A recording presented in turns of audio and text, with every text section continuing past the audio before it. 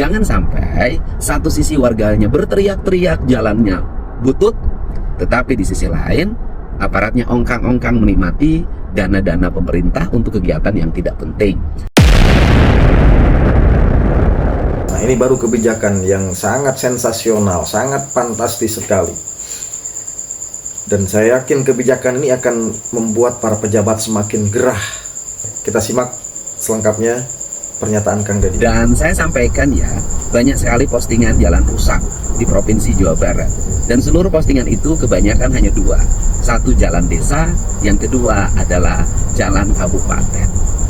Kalau jalan desa, maka seyogyanya pemerintahan desa mengoptimalkan belanja dana desanya, utamakan untuk pembangunan infrastruktur jalan.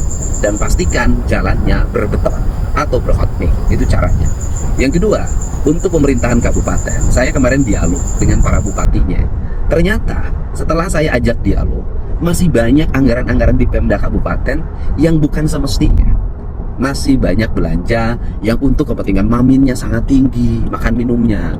Masih untuk perjalanan dinas, masih untuk pakaian dinas, masih untuk kegiatan-kegiatan seremonial yang tidak ada manfaatnya bagi kepentingan masyarakat.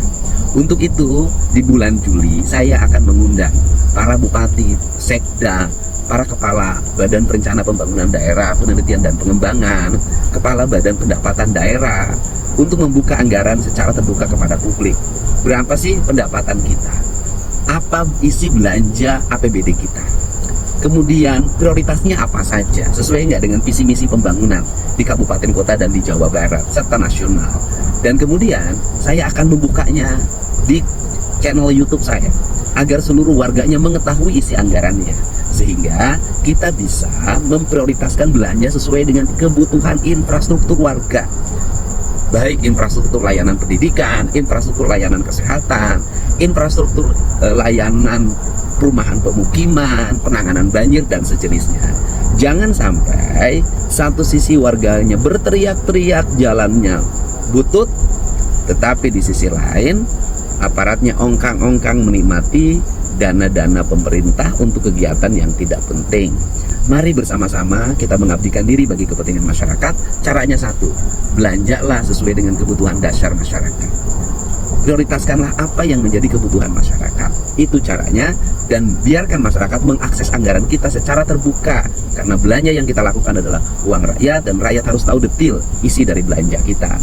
Dengan cara itu, saya meyakini Jawa Barat tidak butuh waktu lama. Desa, kabupaten, kotanya, insya Allah dalam waktu 2 atau 3 tahun, seluruh infrastruktur jalan, jembatan, irigasi, layanan air bersih, kemudian juga sanitasi lingkungan, rumah rakyat miskin, semuanya akan terbangun dan tertata dengan baik.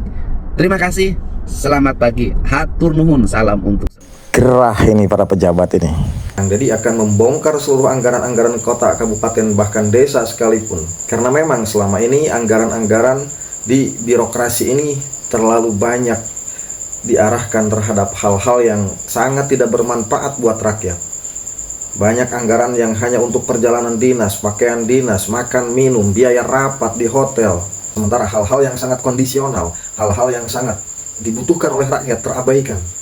Dan hal ini yang paling ditakutkan oleh para pejabat, yaitu ketika masyarakat tahu anggarannya kemana.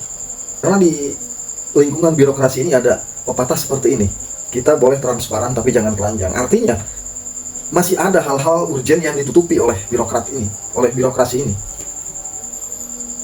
Contoh kecil, misalnya di desa-desa sekarang ada terpampang pendapatan dan pengeluaran desa atau APBD desa itu. Tapi di situ hanya dicantumkan yang globalnya saja.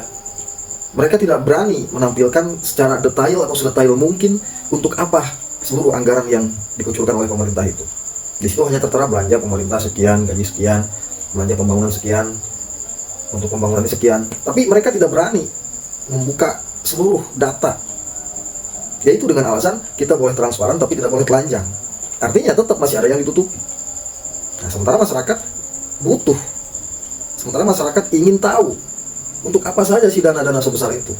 Nah, semoga dengan kebijakan Kang Deddy ini, transparansi di pemerintahan dari mulai tingkat desa sampai provinsi bisa memberikan informasi buat masyarakat, sehingga masyarakat bisa mengawasi jalannya pembangunan. Dan hal ini perlu dicontoh oleh gubernur-gubernur lain.